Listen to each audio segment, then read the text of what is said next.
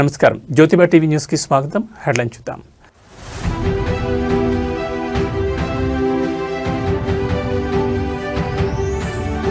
భద్రాద్రిలో పులి కలకలం. ఆళ్లపల్లి అటవీ ప్రాంతంలో పెద్ద పులి సంచారం.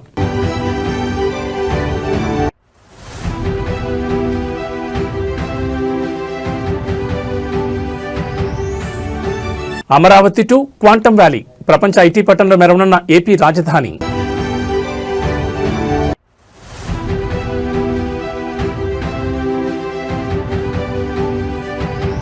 కేరళ బస్సు ఘటనతో మేల్కొన్న సమాజం. అసభ్య ప్రవర్తనపై ధైర్యంగా స్పందించిన మహిళా ప్రయాణికురాలు.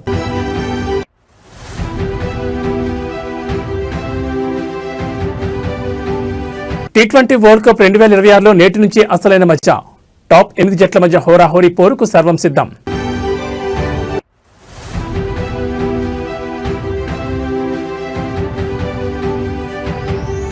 తెలుగు రాష్ట్రాలకు వాతావరణ శాఖ కీలక హెచ్చరిక. నేడు అల్పపీడనంగా మారనున్న ఉపరితల ఆవర్తనం. ఇక వివరాలు చూస్తే భద్రాద్రి కొత్తగూడెం జిల్లాలో పెద్ద పులి కలకలం సృష్టిస్తోంది. జిల్లాలోని ఆళ్లపల్లి అటవీ ప్రాంతంలో పులి సంచరిస్తుండటంతో స్థానిక ప్రజలు తీవ్ర భయాందోళనకు గురవుతున్నారు. గత కొన్ని రోజులుగా అటవీ సరిహద్దు గ్రామాల్లో ఏదో జంతువు సంచరిస్తోందని ప్రచారం జరుగుతుండగా తాజాగా పులి పాదముద్రలు లభ్యం కావడంతో అది పెద్ద పులని అధికారులు నిర్ధారించారు. ఆళ్లపల్లి మండలంలోని అటవీ పరిసర ప్రాంతాల్లో పెద్ద పులి పాదముద్రలను అటవీ శాఖ అధికారులు గుర్తించారు. ఈ పాదముద్రల ఆధారంగా పులి సంచారంపై క్లారిటీ రావడంతో యంత్రాంగం అప్రమత్తమైంది. ముఖ్యంగా పశువుల కాపరులు, అటవీ ఉత్పత్తుల సేకరణకు వెళ్లే గిరిజనులు ప్రాణభయంతో వణికిపోతున్నారు. పొలం పనులకు లేదా కట్టెల సేకరణకు ఎవరూ ఒంటరిగా అడవులకు వెళ్లొద్దని అధికారులు హెచ్చరిస్తున్నారు. అటవీ గ్రామాల్లో రాత్రిపూట బయట తిరగొద్దని, ఇళ్ల ముందు వెలుతురు ఉండేలా చూసుకోవాలని సూచిస్తున్నారు. పశువులను అడవిలోకి మేతకు పంపించొద్దని కోరుతున్నారు. ప్రస్తుతం అటవీ శాఖ అధికారులు రంగంలో దిగారు. పులి కదలికలను కనిపెట్టేందుకు ట్రాప్ కెమెరాలను ఏర్పాటు చేసే ఆలోచనలో ఉన్నారు. పులి ఎటువైపు నుంచి వచ్చింది, ఏ దిశగా వెళ్తుందనే అంశాలపై నిరంతరం నిఘా ఉంచారు. ఒకవేళ పులి ఎక్కడైనా కనిపిస్తే వెంటనే అధికారులకు సమాచారం ఇవ్వాలని, అంతేకాని దాన్ని రెచ్చగొట్టే ప్రయత్నాలు చేయొద్దని స్పష్టం చేస్తున్నారు. జిల్లా యంత్రాంగం తీసుకుంటున్న చర్యలతో ప్రజలు కొంత ధైర్యంగా ఉన్నా పులి ఎప్పుడు ఎటువైపు నుంచి వస్తుందో అన్న ఆందోళన మాత్రం నెలకొంది.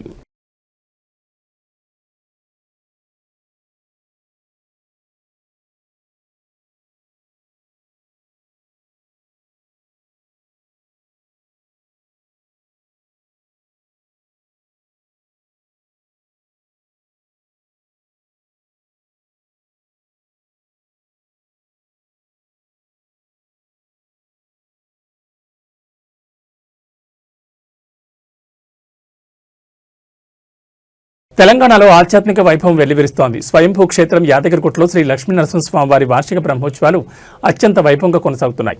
నేడు ఉత్సవాల్లో అత్యంత కీలకమైన 4వ రోజు క్షేత్రమంతా గోవింద నామస్మరణతో మారుమోగుతోంది. భక్తులు భారీ సంఖ్యలో తరలి రావడంతో యాదగిరి కొండపై భక్తి పార్వత్యం వెల్లివిరుస్తోంది. బ్రహ్మోత్సవాల్లో భాగంగా ఈ రోజు ఉదయం నుంచి స్వామివారికి విశేష అర్చనలు, హోమాలు శాస్త్రోక్తంగా నిర్వహిస్తున్నారు. ఇక నేటి ప్రధాన ఘట్టం రాత్రి జరగనున్న హంస వాహన సేవ. పరమహంస రూపంలో ఉన్న స్వామివారు భక్తులకు దర్శనమివ్వనున్నారు. జ్ఞానానికి, వివేకానికి ప్రతీకైన హంస వాహనంపై నరసింహుడు ఊరేగుతూ భక్తుల కష్టాలు కడతీరుస్తారని అర్చకులు చెబుతున్నారు. రాత్రి ఆలయ మాడవీధుల్లో స్వామివారు హంస వాహనంపై విహరిస్తారు. బ్రహ్మోత్సవాల నేపథ్యంలో సామాన్య భక్తులకు ఇబ్బంది కలగకుండా అధికారులు ప్రత్యేక ఏర్పాట్లు చేశారు. ఆలయ ప్రాంగణంలో నిరంతర ప్రసాద వితరణ, మంచినీటి సదుపాయాలను కల్పించారు. ఉత్సవాల దృష్ట్యా యాదగిరిగుట్ట ఆలయ పరిసరాలు విద్యుత్ దీప కాంతులతో దగదగలాడుతున్నాయి. వేలాదిగా తరలివస్తున్న భక్తుల రద్దీని దృష్టిలో ఉంచుకుని అటు పోలీసు యంత్రాంగం, ఇటు ఆలయ అధికారులు కట్టుదిట్టమైన భద్రతా చర్యలు తీసుకున్నారు. దర్శనానికి వచ్చే భక్తులు, అధికారులు సూచనలు పాటించి స్వామివారి కృపకు పాత్రలు కావాలని కోరుతున్నారు.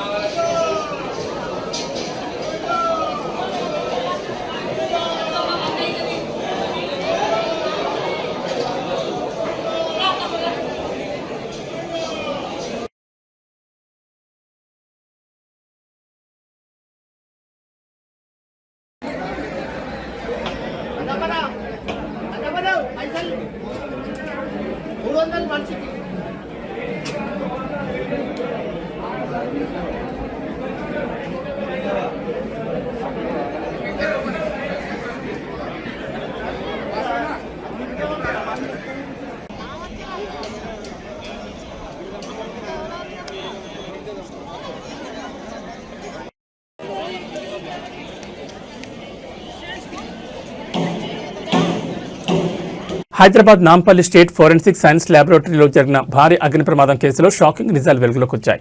ఈ ప్రమాదంపై దర్యాప్తు చేపట్టిన నాగ్పూర్ నిపుణుల బృందం కీలక నివేదికను సమర్పించింది. అగ్ని ప్రమాదంలో దగ్ధమైన వేలాది ఫైళ్లను తిరిగి పునరుద్ధరించడం అసాధ్యమని నిపుణులు తేల్చి చెప్పారు. ఇది రాష్ట్ర వ్యాప్తంగా పెండింగ్లో ఉన్న వందలాది క్రిమినల్ కేసులపై తీవ్ర ప్రభావం చూపే అవకాశం కనిపిస్తోంది. నాంపల్లి ఫోరెన్సిక్ ల్యాబ్లో జరిగిన ప్రమాదంపై లోతైన విచారణ జరిపిన నాగ్పూర్ బృందం ల్యాబ్లోని కీలక విభాగాల్లో జరిగిన నష్టాన్ని అంచనా వేసింది. సుమారు 1100కు పైగా అత్యంత కీలకమైన కేసు ఫైళ్లు మంటలో పూర్తిగా కాలిపోయాయి. డిజిటల్ డేటా మాత్రమే కాకుండా భౌతికంగా ఉన్న రికార్డులు కూడా పూర్తిగా కాలిపోవడంతో వాటిని తిరిగి సేకరించడం సాధ్యం కాదని నిపుణులు స్పష్టం చేశారు. హత్యలు, దోపిడీలు, డ్రగ్స్ మరియు ఇతర సెన్సేషనల్ కేసులకు సంబంధించిన ఫోరెన్సిక్ ఆధారాలు ఈ ఫైళ్లలో ఉన్నాయి. ఇప్పుడు అవి లేకపోవడంతో నిందితులకు శిక్ష పడడం కష్టతరమనే ఆందోళన వ్యక్తమవుతోంది.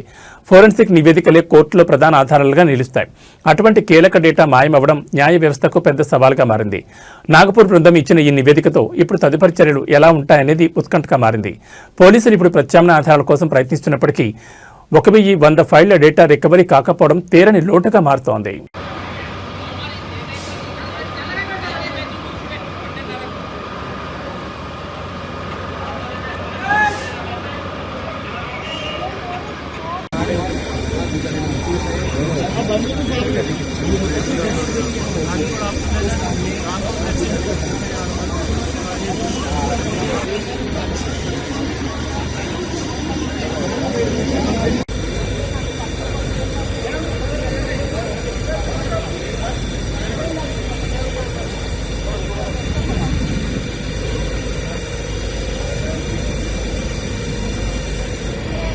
नोटिस किया कि एक स्मोक आ रहा था फर्स्ट फ्लोर से और ऑफिस बॉय ने इमीडिएटली अलर्ट कर दिया ऑफिसर्स को और पुलिस एंड फायर इंजन्स को। ये नामपल्ली पीएस लिमिट्स के अंदर आता है, तो नामपल्ली पीएस बाजू में ही है, तो इमीडिएटली पुलिस वाले आए और HYDRAA then DRF fire engines water supply everything was immediately सब अरेंज हो गए हैं और फायर कंटेन करने के लिए सारा कोशिश कर दिया और अभी तक तो ये कंट्रोल में आ गया। ठीक है, अभी तक हम कुछ नहीं कर सकते हैं, अभी तो कुछ नहीं कर सकते। या ఆంధ్రప్రదేశ్ రాజధాని అమరావతి ప్రపంచ ఐటీ పట్టణంలో మరోసారి మెరవబోతోంది. ఢిల్లీలో నిర్వహించిన ఇండియా ఏఐ ఇంపాక్ట్ సమ్మిట్లో ముఖ్యమంత్రి చంద్రబాబు నాయుడు సమక్షంలో ఏపీ ప్రభుత్వం కీలక అడుగులు వేసింది. అమరావతిని గ్లోబల్ క్వాంటమ్ వ్యాలీగా మార్చే లక్ష్యంతో అంతర్జాతీయ దిగ్గజ సంస్థలతో ఏకంగా 7 కీలక ఒప్పందాలు కుదుర్చుకుంది. ఐటీ మరియు ఆర్టిఫిషియల్ ఇంటెలిజెన్స్ రంగాల్లో ఏపీని అగ్రస్థానంలో నిలిపేందుకు ఈ ఒప్పందాలు పునాది కానున్నాయి. ఈ సమ్మిట్లో ప్రధానంగా అంతర్జాతీయ ఐటీ దిగ్గజం ఐబీఎంతో కుదుర్చుకున్న ఒప్పందం అత్యంత ప్రాధాన్యత సంతరించుకుంది. అమరావతిలో క్వాంటమ్ కంప్యూటింగ్ మరియు ఏఐ రీసెర్చ్ సెంటర్ల ఏర్పాటుకు ఈ సంస్థ సహకరించనుంది. కేవలం ఐబీఎం మాత్రమే కాకుండా మరో 6 ప్రముఖ సంస్థలు ఏపీలో పెట్టుబడులు పెట్టేందుకు నైపుణ్యాభివృద్ధికి ముందుకొచ్చాయి. అత్యాధునిక సాంకేతిక పరిజ్ఞానంతో అమరావతిని క్వాంటమ్ హబ్గా అభివృద్ధి చేయడం, రాష్ట్ర వ్యాప్తంగా ఆర్టిఫిషియల్ ఇంటెలిజెన్స్ రంగంలో యువతకు శిక్షణ ఇచ్చేందుకు ప్రత్యేక అకాడమీల ఏర్పాటు, ఈ 7 ఒప్పందాల ద్వారా రాబోయే కాలంలో వేలాది మంది టెక్ నిపుణులకు ఉన్నత స్థాయి ఉద్యోగ అవకాశాలు లభించనున్నాయి. పాలనలో ఏఐని ఉపయోగించి ప్రజలకు మరింత వేగంగా సేవలందించడం, గతంలో హైదరాబాద్ను ఐటీ హబ్గా మార్చిన విజనరీ లీడర్ చంద్రబాబు నాయుడు ఇప్పుడు అమరావతిని క్వాంటమ్ వ్యాలీగా తీర్చిదిద్దేందుకు వేగంగా పావులు కదుపుతున్నారు. ఈ ఒప్పందాలు కేవలం కాగితాలకే పరిమితం కాకుండా త్వరితగతిన కార్యరూపం దాల్చేలా ప్రభుత్వం ప్రణాళికలు సిద్ధం చేసింది. ప్రపంచ స్థాయి టెక్నాలజీ కంపెనీలు అమరావతి వైపు చూస్తుండటంతో ఏపీ భవిష్యత్ సరికొత్త మలుపు తిరగబోతోంది.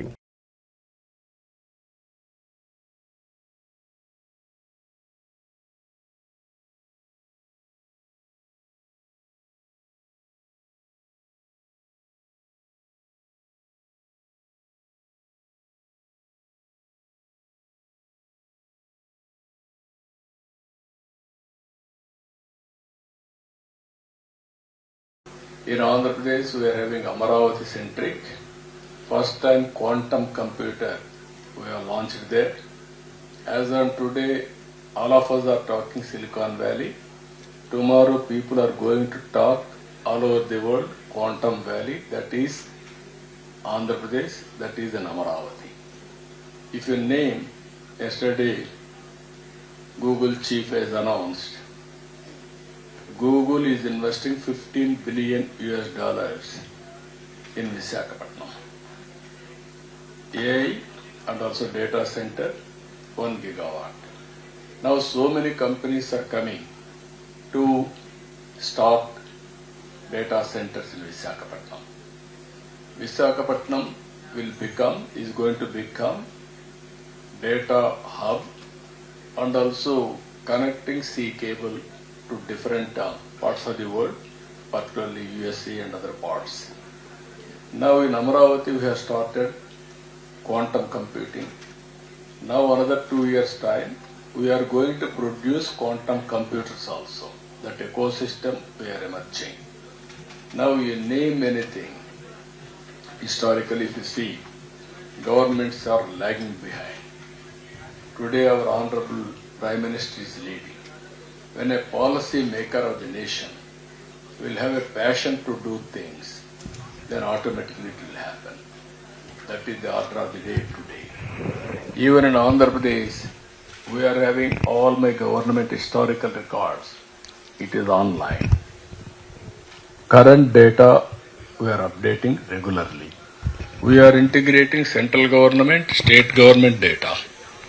India is having a unique advantage, Aadhaar, is UAID.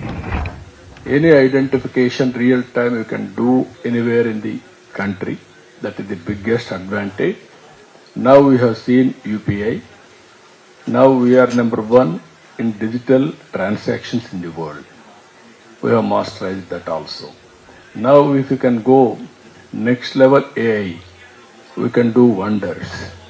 Palnadu జిల్లాలో నేడు అభివృద్ధి పండుగ నెలకొంది. ముఖ్యమంత్రి చంద్రబాబు నాయుడు నేడు వినుకొండ నియోజకవర్గంలో పర్యటిస్తున్నారు. రాష్ట్ర వ్యాప్తంగా ప్రతిష్టాత్మకంగా చేపట్టిన స్వచ్ఛాంధ్ర స్వర్ణాంధ్ర కార్యక్రమంలో భాగంగా పలు అభివృద్ధి పనులకు ఆయన శ్రీకారం చుట్టనున్నారు. జిల్లా యంత్రాంగం మరియు స్థానిక ఎమ్మెల్యే జీవీ ఆంజనేయుల ఆధ్వర్యంలో సీఎం పర్యటనకు భారీ ఏర్పాట్లు జరిగాయి. వినుకొండల రోడ్ల అభివృద్ధి పనులతో పాటు యువతకు ఉపాధి కల్పించే ఉద్దేశంతో నైపుణ్యాభివృద్ధి కేంద్రానికి సీఎం శంకుస్థాపన చేయనున్నారు. స్వచ్ఛాంధ్ర మిషన్లో భాగంగా స్వచ్ఛ రథాన్ని జెండా ఊపి ప్రారంభించనున్నారు. నరసరావుపేట రోడ్లోని ఎన్ఎస్పీ గ్రౌండ్స్లో ఏర్పాటు చేసిన ప్రజావేదిక బహిరంగ సభలో సీఎం ప్రసంగించనున్నారు. ప్రభుత్వ జూనియర్ కళాశాల మైదానంలో స్థానిక ప్రజల నుంచి నేరుగా వినతులు స్వీకరించి అక్కడికక్కడే పరిష్కార దిశగా అధికారులను ఆదేశించనున్నారు. అనంతరం వినుకొండలోని సామాజిక ఆరోగ్య కేంద్రాన్ని సీఎం సందర్శించి అక్కడ అందుతున్న వైద్య సేవలను స్వయంగా పర్యవేక్షించనున్నారు. ముఖ్యంగా బయోమెడికల్ వేస్ట్ మేనేజ్మెంట్ ప్రతినిధులతో ఆయన ముఖాముఖి నిర్వహించనున్నారు. పల్నాడు గడ్డపై అభివృద్ధిని పరుగులు తీయించడమే లక్ష్యంగా సీఎం ఈ పర్యటన కొనసాగుతోంది. సభానంతరం నియోజకవర్గ స్థాయి నేతలతో ప్రత్యేకంగా భేటీ పార్టీ మరియు ప్రభుత్వ కార్యక్రమాలపై దిశానిర్దేశం చేయనున్నారు.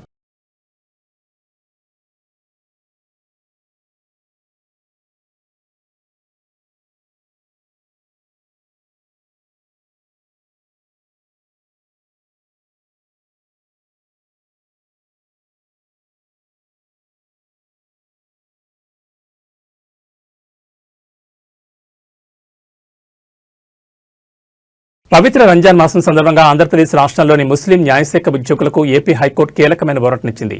ఉపవాస దీక్షలు చేపట్టే సిబ్బంది సౌకర్యార్థం పనివాళ్లలో మార్పులు చేస్తూ హైకోర్టు రిజిస్ట్రార్ జనరల్ అధికారిక ఉత్తర్వులు జారీ చేశారు. ఈ నిర్ణయం పట్ల ముస్లిం ఉద్యోగుల నుంచి హర్షాతిరేకాలు వ్యక్తమవుతున్నాయి. రంజాన్ మాసంలో ముస్లిం సోదరులు కఠిన ఉపవాస దీక్షలు పాటిస్తారు. సాయంత్రం వేళలో ఇఫ్తార్ విందులు ప్రత్యేక ప్రార్థనల నేపథ్యంలో వారి సౌకర్యాన్ని దృష్టిలో ఉంచుకుని హైకోర్టు ఈ నిర్ణయం తీసుకుంది. రాష్ట్ర వ్యాప్తంగా ఉన్న జిల్లా న్యాయస్థానాల్లో పనిచేసే ముస్లిం సిబ్బంది అందరూ సాయంత్రం నిర్ణీత సమయం కంటే 1 గంట ముందుగానే కార్యాలయం నుంచి వెళ్లేందుకు అనుమతి లభించింది. ఈ నెల రోజుల పాటు అంటే రంజాన్ పండుగ ముగిసే వరకు ఈ వెసులుబాటు అమల్లో ఉంటుందని ఉత్తర్వుల్లో స్పష్టం చేశారు. జిల్లా కోర్టులు, సబార్డినేట్ కోర్టులు మరియు ట్రిబ్యునల్స్ లో పనిచేస్తున్న ముస్లిం ఉద్యోగులందరికీ ఈ గంట ముందస్తు సెలవు వర్తించనుంది. పవిత్ర మాసంలో ప్రార్థనలకు ఆటంకం కలగకుండా కుటుంబ సభ్యులతో కలిసి ఇఫ్తార్లో పాల్గొనేందుకు ఈ 1 గంట సమయం ఎంతో కీలకం కానుంది. ఏపీ హైకోర్టు తీసుకునే ఈ మానవీయ నిర్ణయంపై ముస్లిం మైనార్టీ సంఘాలు ధన్యవాదాలు తెలుపుతున్నాయి. న్యాయ వ్యవస్థలో కొనసాగుతున్న పని ఒత్తిడిని దృష్టిలో ఉంచుకుని కూడా భక్తి భావానికి పెద్దపీట వేయడం విశేషం.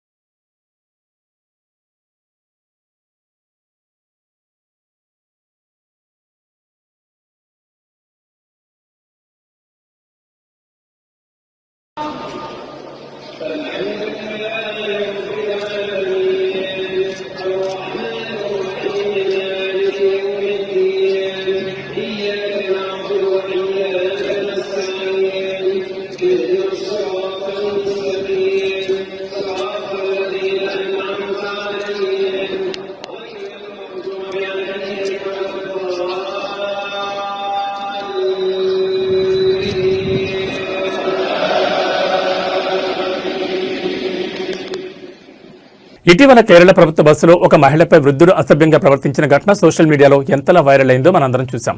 ఆ మహిళ భయపడి వెనక్కి తగ్గలేదు, మౌనంగా భరించలేదు, స్మార్ట్ ఫోన్ ఆయుధంగా మార్చుకుని ఆ దుర్మార్గుడు నైజాన్ని ప్రపంచానికి చాటి చెప్పింది.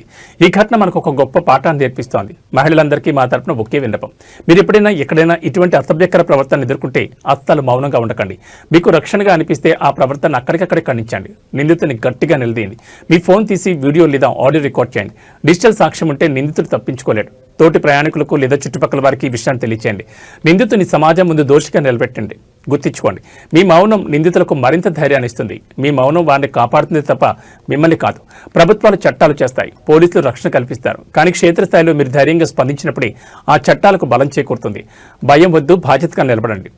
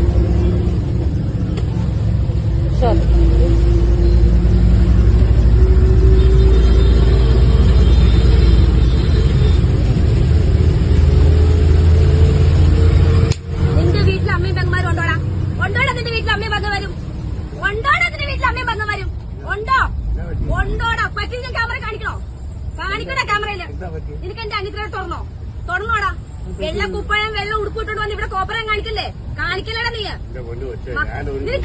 നിനക്ക് കാണോ തെളിവെടുത്ത് വെച്ചിട്ടാണ് ഞാൻ ഇരിക്കണേ സംസാരിക്കുന്നത്. അച്ഛന്റെ പ്രായമായി പോയി കേട്ടോ, ഇത്രയും കൊണ്ട് ഒതുക്കിക്കോ. ഞാൻ പറഞ്ഞേക്കാം, സൈക്കിളിന് ഒരു പരിധി കൊണ്ടാ. ഈ കേക്ക് കേക്ക് എവിടെ കേൾക്കുന്നു? ഈ തുണി അയച്ചറിഞ്ഞോടാ നിനക്ക്, അയച്ചറിഞ്ഞോടത്തില്ല നിനക്ക്. ചേട്ടനിപ്പോ ഇതൊരു കുഴപ്പം ശ്രദ്ധിച്ചില്ലേ കേട്ടോ? ഏത് പബ്ലിക് ഫോം ആയാലും സംസാരിക്കും സംസാരിക്കണം. പെണ്ണുങ്ങൾ വെറും ഊച്ചാലികളായി പോകും കേട്ടോടാ. നീ എന്താ വിചാരിച്ചേ? വെറുതെ വീട്ടിൽ അഴിച്ചു വിട്ടേക്കോണെന്നോ? തന്റെ ഉണ്ടായിട്ടല്ലേ എവിടെ സ്ഥലം പോണത്? സൈക്കിളിൽ പരിധിയുണ്ട്, കുറെ നേരായി. ഇത് കൈ മെത്തയാണോ വെക്കാനായിട്ട്? മെത്തയാണോ? നിന്റെ അമ്മയ്ക്കുണ്ടോ? മെത്തയുണ്ടോ നിന്റെ അമ്മയ്ക്ക്? അതിന്റെ ഭാര്യയ്ക്കുണ്ടല്ലോ. നീ ഓരോരുത്തരെ കെട്ടി വീട്ടിൽ കൊണ്ട് വെച്ചിട്ടുണ്ടല്ലോ. ഉണ്ടാവും, ചെല്ല്. അല്ലെങ്കിൽ മുഴിപ്പിക്ക് ചെന്ന് മെത്ത. സൈക്കിളിനൊരു പരിധിയുണ്ട് മോനെ, അത് തള്ളയായാലും തന്തയാണെങ്കിലും. എന്ത് സോറി കാണിക്കേണ്ട കാണിച്ചിട്ട് സോറി വഹിക്കുന്നോ? പിന്നെ വന്ന കനാലുണ്ടോ വിട്ട് എറിയോ നിന്നെ വേണ്ടത് നീ കാണിക്കുന്ന പ്രവർത്തിക്ക്.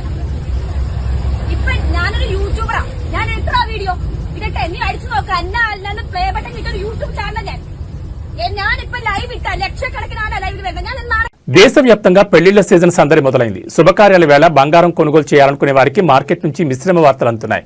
గత కొన్ని రోజులుగా పరుగులు పెట్టిన పసిడి ధరలు నేడు స్థిరంగా కొనసాగుతుండగా వెండి ధరల్లో మాత్రం స్వల్ప తగ్గుదల కనిపిస్తోంది. హైదరాబాద్ మార్కెట్లో నేడు బంగారం ధరలు నిలకడగా ఉన్నాయి. స్వచ్ఛమైన 24 క్యారెట్ల బంగారం ధర 10 గ్రాములకు 82,000 మార్కు వద్ద కొనసాగుతోంది. ఆభరణాల తయారీకి వాడే 22 క్యారెట్ల బంగారం ధర 10 గ్రాములకు 75,150 వద్ద ట్రేడ్ అవుతోంది. గత వారం రోజులుగా భారీగా పెరిగిన ధరలు ఇప్పుడు కాస్త స్థిమితపడడంతో కొనుగోలుదారులు ఊపిరి పీల్చుకుంటున్నారు. ఇక వెండి విషయానికి వస్తే బంగారం ధరలు కాకుండా వెండి ధరలు కాస్త దిగొచ్చాయి. పారిశ్రామికంగా డిమాండ్ తగ్గుముఖం పట్టడం మరియు అంతర్జాతీయ మార్కెట్ ప్రభావంతో వెండి ధరలో స్వల్ప తగ్గుదల కనిపిస్తోంది. ప్రస్తుతం హైదరాబాద్లో కేజీ వెండి ధర సుమారు 1,01,000 నుంచి 1,02,000 మధ్యలో కొనసాగుతోంది. అంటే కిలోపై దాదాపు 1000 వరకు తగ్గుదల నమోదైంది. పెళ్లిళ్ల సీజన్ కారణంగా డిమాండ్ ఎక్కువగా ఉన్నప్పటికీ అంతర్జాతీయ మార్కెట్లో డాలర్ విలువ పెరగడం మరియు సెంట్రల్ బ్యాంకుల నిర్ణయాల వల్ల బంగారం ధరలు స్థిరంగా ఉన్నాయని విశ్లేషకులు చెబుతున్నారు. రాబోయే రోజుల్లో ధరలు మరింత పెరిగే అవకాశం ఉండడంతో శుభకార్యాల కోసం బంగారం కొనేవారు ఇప్పుడు ప్లాన్ చేసుకోవడం మంచిదని నిపుణులు సూచిస్తున్నారు. నేటి గోల్డ్ అండ్ సిల్వర్ రేట్స్ మీరు కొనుగోలు చేసే ముందు లైవ్ ధరలను మరోసారి చెక్ చేసుకోవడం మర్చిపోకండి.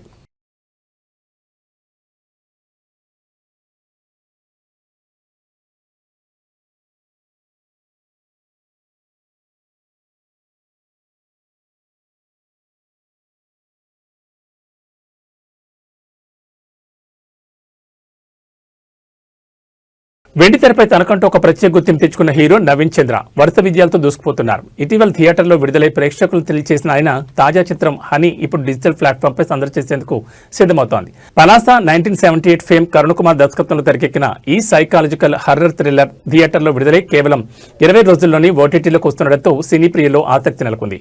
ఈ చిత్రం ఫిబ్రవరి 6న థియేటర్లో విడుదలవగా సరిగ్గా 3 వారాల వ్యవధిలోని అంటే ఫిబ్రవరి 27 నుంచి డిజిటల్ స్ట్రీమింగ్ అందుబాటులోకి రానుంది. ప్రముఖ ఓటీటీ సంస్థ సన్ నెక్స్ట్ ఈ సినిమా డిజిటల్ హక్కులను సొంతం చేసుకుంది. నవీన్ చంద్రతో పాటు దివ్య పెళ్లై, బిగ్ బాస్ ఫేమ్ దివి, రాజా రవీంద్ర కీలక పాత్రలో నటించారు. అజయ్ అరసారా అందించిన బ్యాక్గ్రౌండ్ స్కోర్ ఈ సినిమాకు ప్రధాన ఆకర్షణగా నిలిచింది. థియేటర్లో మిశ్రమ స్పందన లభించినట్టుకి హర్రర్ థ్రిల్లర్ జోనర్ ఇష్టపడే వారికి ఓటీటీలో ఈ సినిమా మంచి చాయిస్ అని చెప్పొచ్చు. మూఢనమ్మకాలు ఒక మనిషి జీవితాన్ని ఎలా చిన్నాభిన్నం చేస్తాయనే పాయింట్ను ఈ సినిమాలో చాలా లోతుగా చూపించారు. సో ఈ వీకెండ్లో మీరు ఇంటి వద్ద కూర్చుని వెన్నులో వణుకు పుట్టించే హర్రర్ ఎక్స్పీరియన్స్ కావాలనుకుంటే సన్ నెక్స్ట్లో హనీని మిస్ అవ్వకండి.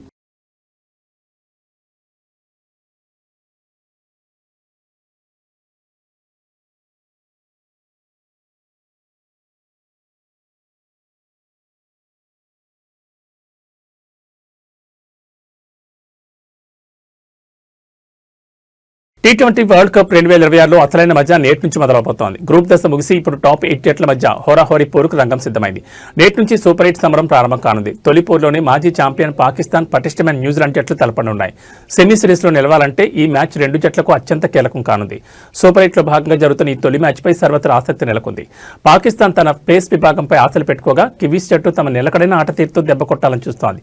పాక్ తరపున షాహీన్ అఫ్రిది బౌలింగ్, బాబర్ ఆజం బ్యాటింగ్ కీలకం కానున్నాయి. అటు న్యూజిలాండ్ జట్లో రచిన్ రవీంద్ర, డాలిర్ మిచెల్ వంటి హిట్లర్లు ఫామ్లో ఉండడం వారికి కలిసొచ్చే అంశం. అయితే ఈ హై వోల్టేజ్ మ్యాచ్కు వరుణుడు ఆటంకం కలిగించేలా కనిపిస్తున్నాడు. కొలంబోలో నేడు వర్షం కురిసే అవకాశం ఎక్కువగా ఉందని వాతావరణ శాఖ హెచ్చరించింది. ఆకాశం పూర్తిగా మేఘావృతమై ఉండడంతో మ్యాచ్ ఆలస్యమయ్యే లేదా ఓవర్లను కుదించే అవకాశాలు కనిపిస్తున్నాయి. ఒకవేళ వర్షం వల్ల మ్యాచ్ రద్దయితే ఇరు జట్లకు పాయింట్లు పంచుతారు. ఇది సెమీస్ సమీకరణాలను తారుమార్చేసే ప్రమాదం ఉండడంతో క్రికెట్ అభిమానులు ఆందోళన చెందుతున్నారు. వర్షం తగ్గుముఖం పట్టి పూర్తిస్థాయి మ్యాచ్ జరగాలని కోట్లాది మంది అభిమానులు కోరుకుంటున్నారు. ఈ కీలక పోరులో గెలిచి సూపర్ 8లో శుభారంభం చేసే జట్టు ఏదో చూడాలి మరి.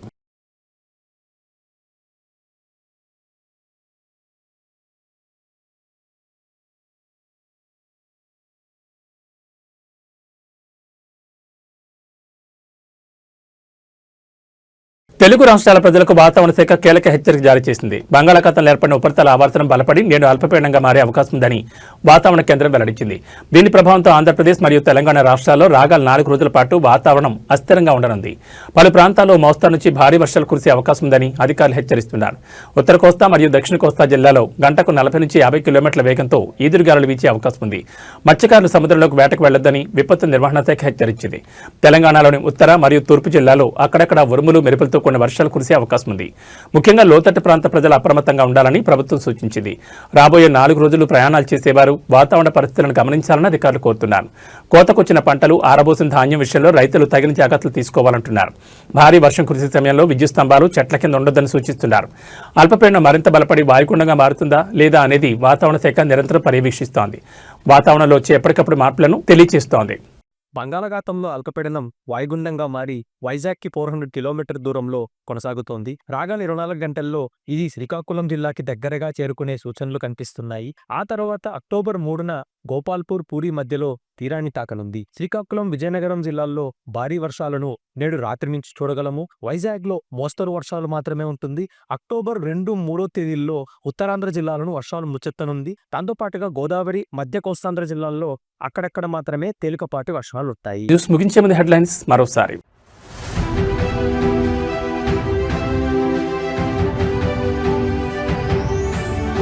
భద్రాద్రిలో పులి కలకలం, ఆళ్లపల్లి అటవీ ప్రాంతంలో పెద్ద పులి సంచారం.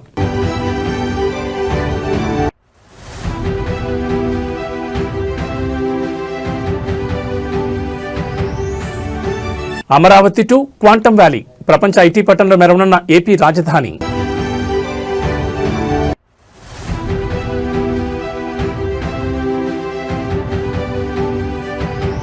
కేరళ బస్సు ఘటనతో మేల్కొన్న సమాజం, అసభ్య ప్రవర్తనపై ధైర్యంగా స్పందించిన మహిళా ప్రయాణికురాలు.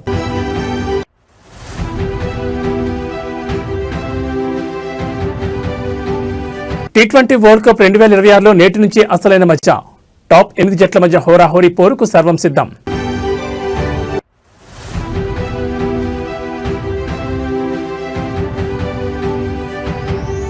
తెలుగు రాష్ట్రాలకు వాతావరణ శాఖ కీలక హెచ్చరిక. నేడు అల్పపీడనంగా మారనున్న ఉపరితల ఆవర్తనం. ఇవి బులెటిన్ విశేషాలు. నమస్కారం.